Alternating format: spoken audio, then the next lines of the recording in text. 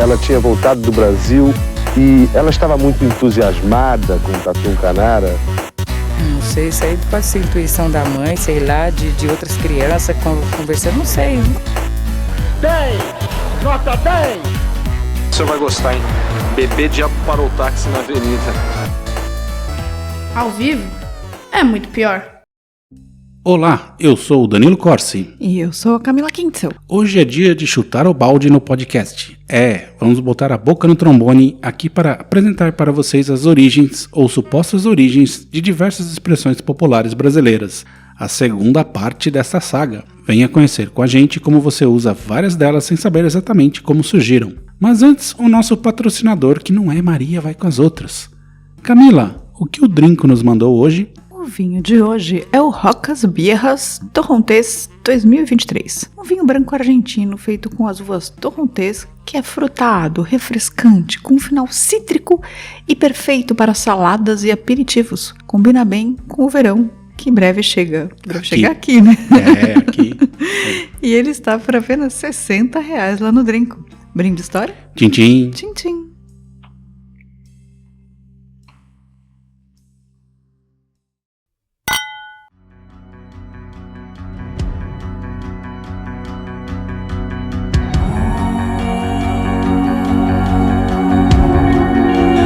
Tempo de chutar o balde que está cheio. Falta uma gota.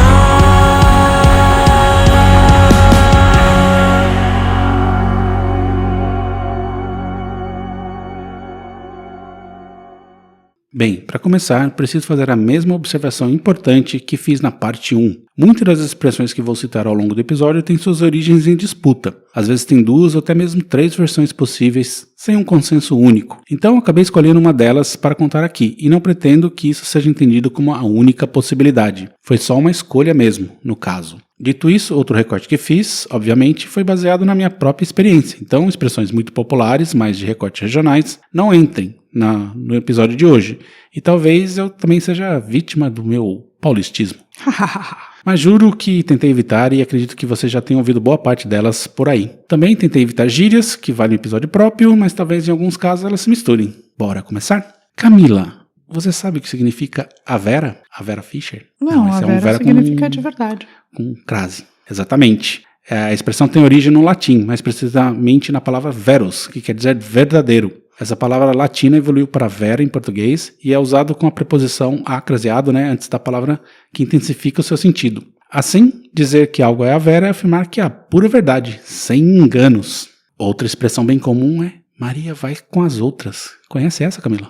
Não, mas eu sabia que eu não era que nem as outras crianças. Eu não era uma Maria vai com as outras, segundo minha mãe. Olha só. Precisava ser, eu tinha que ser única. Basicamente significa que a pessoa não tem opinião própria e segue a maioria. Essa expressão popular nasceu no bairro de Cosme Velho, na zona sul do Rio, no século XIX. Quem morava no Cosme Velho? Quem? O bruxo. O bruxo do Cosme Velho. Quem será? Quem Machadão. Será? E no Cosme Velho existe o Rio Carioca, cujas lendas indígenas afirmavam que suas águas tinham propriedades medicinais, e essa reputação não passou despercebida pelos médicos da corte. Entre as mais ilustres frequentadores da fonte estava a rainha Dona Maria I, conhecida como a Louca. A rainha, impressionada com as supostas propriedades curativas, passou a visitar regularmente a fonte, sempre acompanhada de suas damas de companhia.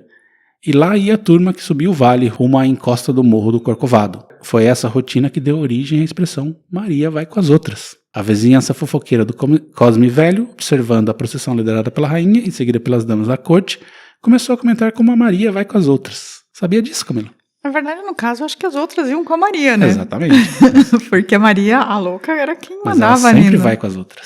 Junto. Eu acho que, na verdade, as outras é que estão indo com a Maria nesse caso. Maria é uma... Sim, ela que é a líder. Ela que é a líder. Mas assim... Expressão ela equivocada. Sempre vai junto. E mais uma, Camila. Você sabe o que significa chutar o balde? Não, eu saber o que significa, eu sei. Tipo... E o que significa? Largar a mão. Que pode ser uma expressão também. Significa, tipo...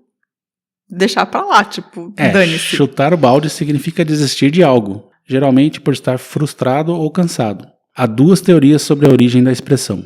A primeira é que antigamente, quando um condenado iria sendo enforcado, ele subia num balde e o carrasco chutava o balde. A outra versão é que ela surgiu com os donos de botecos, que, quando queriam fechar o estabelecimento, chutavam um balde com água que ficava na porta para espantar os clientes. Qual que você aposta, Camila? Achei a do... Assim, eu não acho que seja um balde na coisa do enforcamento, porque tinha um cadafalso, né? Também, mas Sim. Depende do lugar, né? Tipo, você ia enforcar alguém com balde? Nos vilarejos, duvido que tivesse coisas muito elaboradas para enforcar alguém. Sei lá, mas o balde, nem um banquinho, um balde? Balde, Eu que é mais voto fácil de chutar. pelo dono do boteco jogando água Também nas faz pessoas. sentido. E você já botou a boca no trombone, Camila? Não, particularmente eu não sou uma pessoa de botar a boca no trombone. Botar a boca no trombone é o ato de revelar algo que estava sendo mantido em segredo, denunciar uma situação. A expressão tem sua origem na música, mais precisamente no som alto e estrondoso do trombone. Assim, quando alguém bota a boca no trombone, está fazendo um anúncio público e barulhento, como o som do instrumento. Eu conheço uma pessoa que começou a aprender trombone faz uns 2 anos e fica treinando em casa. Meu Deus. É só o que eu tenho a dizer. Não façam isso. E arroz de festa? Sabe de onde surgiu? Não tenho a menor ideia de onde surgiu o arroz de festa. Por que será que chama arroz de festa? 2 explicações costumam ser dadas para essa expressão. A tradição de jogar arroz nos noivos na saída de um casamento é uma delas. A pessoa designada como arroz de festa estaria presente em tudo quanto é casório. Já para a Câmara Cascudo, e ele era especialista em expressões desse tipo, a culpa é do arroz doce. A sobremesa era quase obrigatória nas festas do século XIX, dado o paladar dos portugueses e brasileiros. Logo, o doce virou sinônimo daquela pessoa que não perde uma confraternização por nada. Como o arroz doce aos poucos deixou ser a principal guloseima, a expressão se modificou e deixou no seu lugar arroz de festa. Sabia disso, Camila? Não tinha a menor ideia, mas eu quero declarar que aqui na Alemanha, arroz doce é uma coisa mesmo. Tipo, é um evento, tem em todos os lugares, tem tipo no mercado. Até almoça-se arroz doce. As pessoas almoçam. Na escola, eles dão arroz doce para as crianças de almoço. Só arroz doce, não como sobremesa. E no mercado, você compra arroz doce, tipo, como se fosse iogurte, assim, em pote de pudim, sabe? Pudim ou arroz doce. Tem arroz doce também. É uma coisa, um evento. Tem até arroz doce super proteico agora. E paredes têm ouvidos. Sabe dessa? Ah, mas isso eu acho meio óbvio, né? Tipo, significa que tem gente escutando, tipo, que é pra você falar baixo e ser discreto. Esse dito também encontra em outros idiomas, como alemão, francês e chinês, e remonta a um antigo provérbio persa que diz: as paredes têm ratos e ratos têm ouvidos. Um registro similar é encontrado no clássico medieval The Canterbury Tales, em que o autor Geoffrey Chaucer descreve que aquele campo tinha olhos e a madeira tinha ouvidos. Outra versão conta que a rainha Catarina de Médici, esposa católica de Henrique II, o rei da França, e perseguidora implacável dos huguenotes protestantes franceses, fez furos nas paredes do Palácio Real para poder ouvir as pessoas das quais suspeitava. Eu sempre achei que tinha a ver um pouco com, sabe, essa, tipo a Catedral de Brasília, que são esses lugares que eles são feitos para se você fala de um lado, você ouve do outro, que são essas paredes meio sussurrantes, assim. Eu achava que também tinha a ver um pouco com isso. Outra expressão interessante é a batata está assando. Tem ideia, Camila? De onde surgiu isso? Não, mas se você não falar logo, a sua batata vai assar, Danilo. A expressão sua batata tá assando significa sinal de alerta, que o dono da batata deve tomar cuidado e se precaver, ou que o dono da batata sofrerá as consequências de seu ato no presente. A expressão remonta aos tempos coloniais, quando as pessoas costumavam reunir-se em torno de fogueiras para conversar, para contar causos e para fofocar sobre a vida alheia. Enquanto conversavam, as pessoas botavam batata no fogo para assar. E cada um cuidava da sua própria batata enquanto a conversa prosseguia. No calor da conversa, que se alongava, alguém se descuidava da sua batata e logo recebeu o alerta: cuidado que sua batata está assando. Era o alerta para interromper a conversa e retirar a batata do fogo para evitar que ela se queimasse. Que bom que você contou logo antes que sua batata se queimasse. E mais uma: não ter papas na língua. Você sabe o que significa? Eu imagino que tem alguma coisa a ver com o espanhol, porque papas são batatas, não são? Papas fritas. Não, mas não. Não são? Não. Não ter papas na língua basicamente significa que a pessoa fala o que pensa sem se importar com as consequências, né? E a expressão tem origem no latim medieval. Na época, os clérigos usavam uma espécie de papa, ou pasta, para proteger a língua durante as cerimônias religiosas. Assim, aqueles que não usavam essa proteção eram considerados mais sinceros e diretos em suas palavras. Com o tempo, a expressão se popularizou e passou a ser usada para descrever pessoas que falavam que pensam sem rodeios. Não entendi essa história. O cara passava uma papa na boca pra ficar com uma voz só assim. Ah, entendi. Entendeu? Pra falar assim. Pra falar mas assim. E aí quem não usava falava normal e as pessoas entendiam melhor e achavam melhor. E aí não tinha papas na língua. E a batata não tem nada a ver com isso. Com as papas? Não tem. Só As papas a fritas. batata só tá assando. Papas bravas. Ela só tá assando. E no ritmo de história, ficar a ver navios. Sabe de onde veio essa, Camila? Eu imagino que tenha sido alguém que ficou no porto esperando alguma coisa que ia acontecer e o navio partiu antes e a pessoa não ficou lá, né? Então, essa expressão tem origem na história do nosso querido Dom Sebastião, rei de Portugal, que desapareceu na Batalha de Alcácer Quibir em 1578. E que voltará um dia. Isso. Talvez. Durante séculos, o povo português esperava o retorno glorioso, olhando para o mar, mas ele nunca voltou. Assim, ficar a ver navios passou a significar esperar por algo que nunca acontece. Os portugueses estão até hoje esperando ver Então, navios. estão a ver navios. Engolir sapo. Tem ideia? É uma coisa bastante desagradável, eu diria, engolir um sapo, mas não sei de onde vem. Mas assim, dá pra entender, porque que a expressão significa o que significa. Então essa expressão vem da ideia de ser forçado a aceitar algo desagradável. No Brasil colonial, acreditava-se que os curandeiros e benzedeiros conseguiam engolir sapos para absorver doenças e males de outras pessoas. E hoje a expressão significa aceitar algo ruim sem poder reclamar. Nossa, os sapos só se ferravam, né? Só, sempre. Porque tinha que enfiar coisa na boca do sapo também. Uhum. Aí tem a história do sapo na água quente também. Jogar sal no sapo. Nossa, sapo, coitado dos sapos, gente. As crianças dissecam sapos na escola. Eu dissequei um sapo na Pois escola. é. Então o sapo só se dá mal. Ele já veio morto, na verdade. Mas se deu mal. E onde Judas perdeu as botas? Sabe como surgiu? Primeiro que eu quero declarar que Judas nunca usou botas. Eles usavam sandálias. Olha aí, calma. Tipo, eu sempre achei essa expressão meio bizarra. Tem explicação pra isso. Porque, na verdade, eles usavam sandálias. E tem um lugar, tem uma piada que a minha família usa normalmente, que fala que é onde Judas perdeu as meias, porque as botas já tinha perdido lá algum tempo antes. Onde perdeu as meias é além das botas. Além das botas. Bem, mas não sei de onde veio essa expressão. Diz a tradição cristã que, depois de trair Jesus, Judas se enforcou. Mas o que ninguém sabe é onde foram parar suas botas. Mas Judas nunca usou botas, elas só apareceram na Idade Média. Elas simbolizavam os viajantes, os romeiros e os andarilhos. Nas pinturas, Judas aparece frequentemente de botas porque os suicidas estariam condenados a caminhar para sempre numa eterna jornada sem destino. Desta forma, onde Judas perdeu as botas seria um lugar muito longínquo e desconhecido. Colocaram botas no Judas depois. A gente adapta, pô. Tá aí, a religião é isso, né? Pra dar uma referência. A gente dá uma garibada, pinta ali uma bota no rapaz e diz o seguinte, ó, só, aí ó, suicida. Ele nunca usou botas na vida. Com a faca e o queijo na mão. Já ouviu essa, Camila? Não, mas essa é excelente, né? Se eu tiver com a faca e com o queijo na mão, Não, eu posso dizer que o queijo acabará rapidamente. E essa expressão vem dos tempos coloniais, quando as famílias faziam queijo artesanalmente. Ter uma faca e um queijo significava ter tudo o que precisava para resolver uma situação. Ou seja, quando você está numa posição privilegiada, mas talvez não saiba o que fazer. Não, quando você tá com a faca e o queijo na mão, você sabe exatamente o que Não necessariamente, porque a expressão usada, você estava com faca e queijo na mão. Não, mas E não fez. Eu quero dizer que nunca usaram essa expressão comigo, porque se me derem uma faca e um queijo, eu saberia exatamente o que fazer. E dar com os burros na água? Eu acho que imagino que os burros não atravessem o rio, né? No Brasil colonial, tropeiros usavam burros para transportar mercadorias, mas se tentasse atravessar um rio fundo e os animais atolassem ou se afogassem, o prejuízo era grande. E a expressão ficou para situações de fracasso. Tem até aquela fábula lá dos burros com as esponjas e os burros com as penas. Tem fábula com isso. Agora, não entender patavinas. Alguma ideia? Patavina.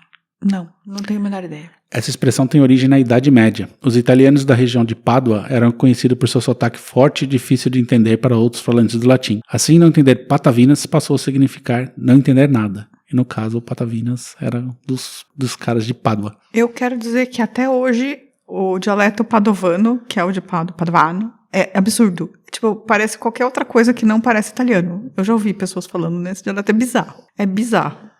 E é o padovano, sim. E você sabe onde é o Quinto dos Infernos? Deve ter a ver com Dante, né? Não. Não tem a ver com Dante? Sabe onde é? Sabe? Onde é o Quinto dos Infernos?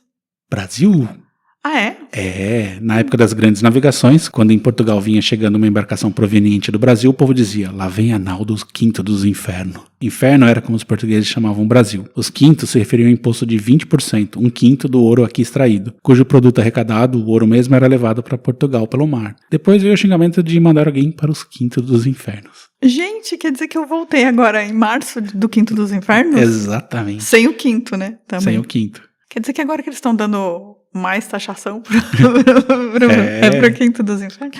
Nossa, achei essa a melhor de todas. E para finalizar, só mais duas rapidinho para não ficar tão longo. Guardar as 7 chaves, que vem da Idade Média, quando documentos importantes eram protegidos por 7 fechaduras para garantir sua segurança. E o feito nas coxas, Camila? Então, tem a teoria de que, eu não sei, eu sabia que era por causa dos escravos faziam as telhas nas coxas, não era? E aí cada telha ficava de uma largura diferente, aí ficava tipo meio bizarra nas construções. Todo mundo acha isso, mas é errado. É errado? A história que vem dos escravos que fabricavam telhas moldadas na coxa. Como os tamanhos variavam, as telhas ficavam tortas e a expressão passou a significar algo mal feito. Mas nada poderia estar mais errado. A história dos escravos não tem comprovação empírica.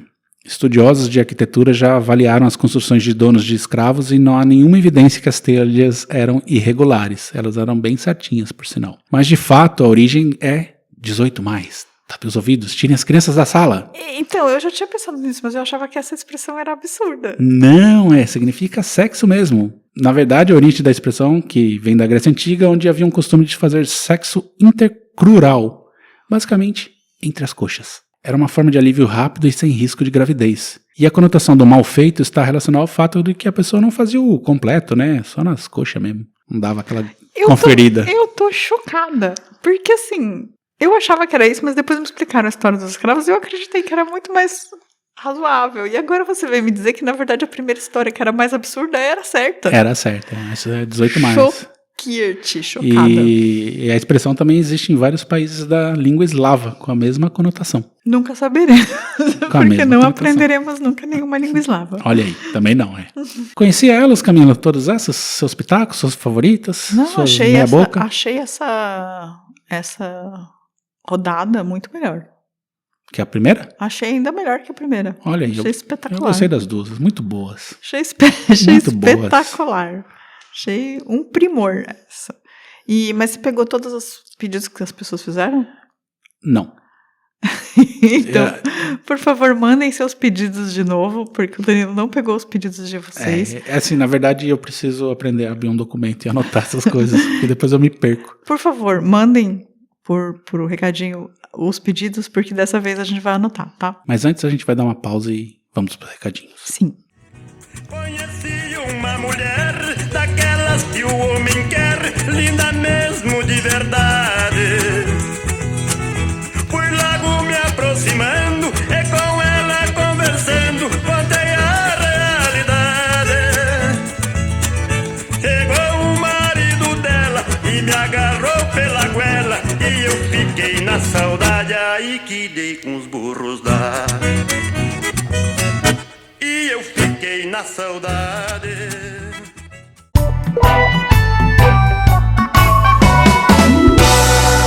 Recadinhos. Camila, se alguém quiser ir chutar o balde pra cima da gente, como é que faz? Manda um e-mail para contato@muitopior.com.br. Deixa um comentário no site muitopior.com.br. Ou então você pode deixar um comentário no Facebook, no Spotify, no YouTube ou no Instagram. Ou então mandar direct também que a gente recebe. É isso. É isso. E nos comentários a gente teve o Wagner Vintage lá no Spotify, no episódio da Carrocinha, falando: olá, casal. Aqui em Presidente Prudente, que é no estado de São Paulo, inúmeros gatos e cães ficam soltos pela rua, sendo alimentados por moradores apenas na calçada de suas casas. As pessoas acham que apenas dar sobras de alimento e deixar no relento resolve o problema. Além de ser uma baita hipocrisia, continua fazendo com que a população de rua desses bichinhos aumente e soframos com invasões e ataques, e sem controle de zoonoses por parte da prefeitura. Infelizmente, o problema continua distante de uma solução. Eita, então, tem esses dois lados, né? O controle populacional dos animais de rua é uma questão mesmo, assim, tipo, não ser cruel, mas ao mesmo tempo fazer um controle adequado e, tipo, ter uma população que colabore é difícil. E eu quero reclamar que quase ninguém comentou nesse episódio.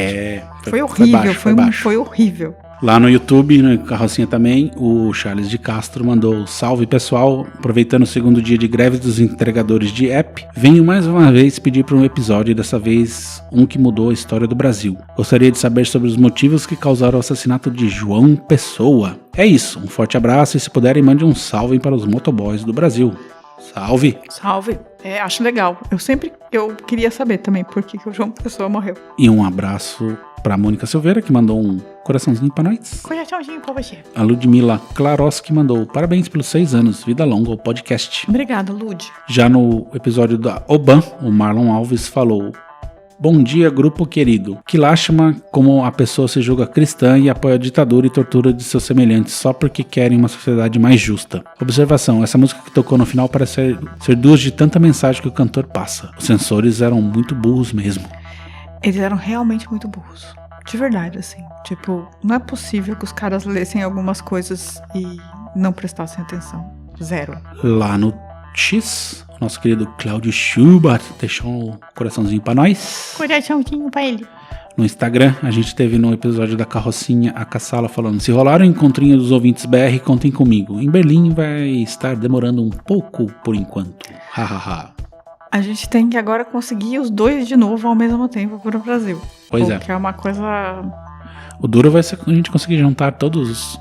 Rio Grande do Sul, Pernambuco, acho que nós de São Paulo, né? tem que saber que você é de São Paulo. Assim, eu posso prover um encontro em São Paulo e em Curitiba. Só isso que nós temos no momento. O Alex J. da Silva mandou: olá, casal. Embora eu não esteja deixando recadinhos, eu tenho sido assíduo ouvinte do Ao Vivo é Muito Pior. Camila, quero deixar aqui um esclarecimento sobre leishmaniose canina que você mencionou. Opa! A leishmaniose é uma doença transmitida por vetores artrópodes dos gêneros Não sou. Felobotomos ou Lutisomia. Felobotomos ou Lutisomia, dependendo da região do mundo. Os cães podem ser reservatórios zoonóticos importantes, mas geralmente não transmitem a leishmaniose diretamente a humanos. No Brasil, a prevalência da leishmaniose canina ainda existe em regiões rurais do Nordeste brasileiro. Então fica aí a dica do Alex. Na verdade, quem transmite são esses artrópodes do gênero... Eu vou falar de novo. Flebotomos e Lutisomia. No episódio de 6 anos, na postagem de 6 anos, né, no episódio, a Thaís Brilhante mandou: parabéns, lindezas, que coisa boa ter encontrado esse podcast, vida longa. E a gente deixa um salve para a Cassala, o Rocha 84 Anderson, Wagner Vintage, Evador Novelini, Céfio Souza, Naná PJ16, Thaís Brilhante, Marral Flor do Mal e Lopes Rogérios. A Kelfinha também curtiu. Kelfinha e, claro, a nossa Eleonora Stein também, que não apareceu, mas salve para ela. Salve! E o nosso querido Ricardo Cravo mandou um e-mail falando: Carlos, Camila e Danilo, nesse episódio sobre a carrocinha, vale lembrar que houve uma época em que esses animais eram vendidos para os circos para alimentarem os leões. Ele mandou uma matéria falando que isso tinha acontecido em Curitiba. Olha só. Os caras do circo estavam comprando cachorro de rua R$5 para alimentar leão. E aí ele aproveita também para cobrar na cara dura: Camila, cadê um episódio do Efeito Casimiro? Preciso fazer. Eu vou dizer pra vocês a real. A gente tá muito desorganizado com essa coisa dos episódios que vocês pediram. Verdade. E a gente precisa se reorganizar de novo, porque assim, a gente tinha uma tabela e a tabela tá muito fora de... A gente já se perdeu nessa tabela. E a gente precisa reorganizar. Então, se vocês quiserem mandar uma lista de episódios cada um, seria muito bom, porque a gente tá... Façam se vocês puderem mandar o que vocês queriam ouvir no comentário desse episódio, aí a gente vai remontar essa lista. Vai ser. Também vai dar uma procurada nas coisas antigas, mas tá difícil. Mas o Efeito Casimiro eu achei bem interessante. Achei interessante. Vou fazer um episódio. Sim. Casimiro, ele não marcou o cara da Croácia no meio de campo. Acho que não esse é o esse Efeito Casimiro. Não foi esse. Tá, fomos eliminados. E é isso, gente. Semana que vem estaremos de volta. Um abraço. Tchau, tchau. Tchau.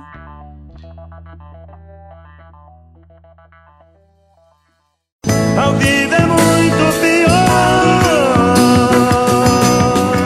Esse episódio é um oferecimento de trinco.com.br e siteguy.dev.